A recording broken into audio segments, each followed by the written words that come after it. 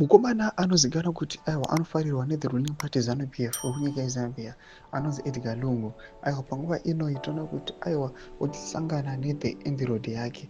Panapa tinoziva kuti aiwa maties between Hakainde Hichilema pamwechete nethe administration yenyika yeZimbabwe aiwa haana kumira zvakanaka. Those guys vane tension. Toona kuti each and every time vauya vachipresa vana Edgar Lungu.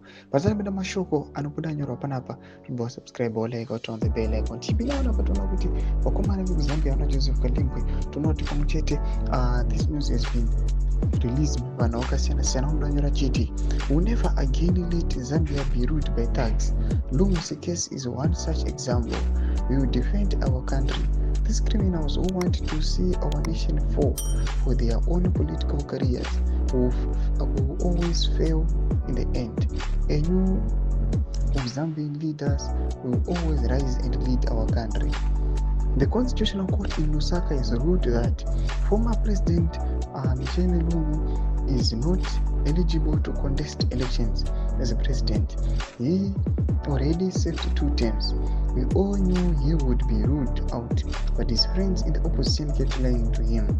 We now put aside this and move. Ndo mashoko anoona kuti aiwa vakomana naEdgar Lungu vanozikanwa kuti aiwa vane mapolitical careers avo kuti kana vachinge vapinda onto power aiwa they will never fulfill the wish of the citizens kana the will.